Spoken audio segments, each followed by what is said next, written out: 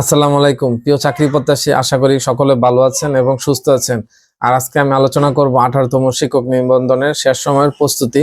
আর আপনারা অবশ্যই জানেন যে 15ই মার্চ পরীক্ষা হচ্ছে, আর সেই লক্ষ্যে আপনারা অবশ্যই প্রস্তুতি নিচ্ছেন। আর সেই বিষয়ে কিছু বলার চেষ্টা করব। আর যারা ইউটিউব থেকে দেখছেন অবশ্যই চ্যানেলটি সাবস্ক্রাইব করে রাখবেন, আর যারা ফেসবুক পেজ থেকে দেখছেন অবশ্যই পেজটি ফলো দিয়ে রাখবেন। আর আজকে যে বিষয়টা নিয়ে আলোচনা করব যে 18তম শিক্ষক নিবন্ধনের শেষ 15 দিনের আপনার প্রস্তুতি সম্পর্কে, কিভাবে প্রস্তুতি নেওয়া যায় শেষ 15 দিনে, এবং আপনার পিলি পাস করার জন্য একটা ধারালো প্রস্তুতি হয়।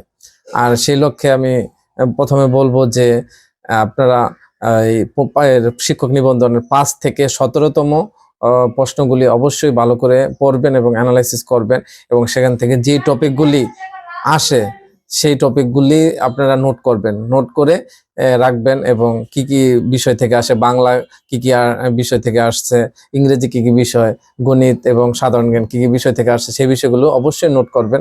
এবং দ্বিতীয়ত আমি বলবো, যারা বিসিএস এ 35 থেকে 45 পর্যন্ত আপনাকে বিসিএস এর বিগত প্রশ্নগুলো পড়তে হবে, আর সাথে পড়বেন প্রাইমারির বিগত প্রশ্নগুলো। এই তিনটা ধাপ থেকে পড়লে আপনার অবশ্যই অনেক কমন পাওয়ার সম্ভাবনা রয়েছে।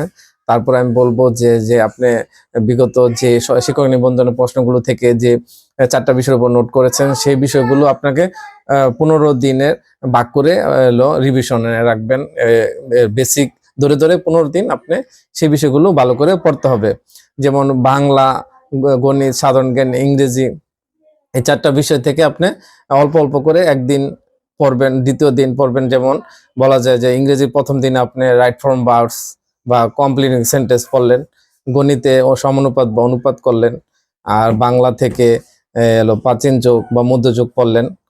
তারপরে সাধারণ জ্ঞান থেকে বাংলাদেশের ইতিহাস সম্পর্কে পড়লেন প্রথম দিন। দ্বিতীয় দিন আবার আধুনিক যুগ, বাংলা আধুনিক যুগ, গণিত শতকরা, তারপরে বাংলা হচ্ছে গেল সন্ধি কারক, আর এই সাধারণ জ্ঞান হচ্ছে এই আপনার যে ভাষা আন্দোলন, মুক্তিযুদ্ধ, এই টপিকগুলো এইভাবে ভাগ করে করে আপনাকে পড়তে হবে প্রতিদিন।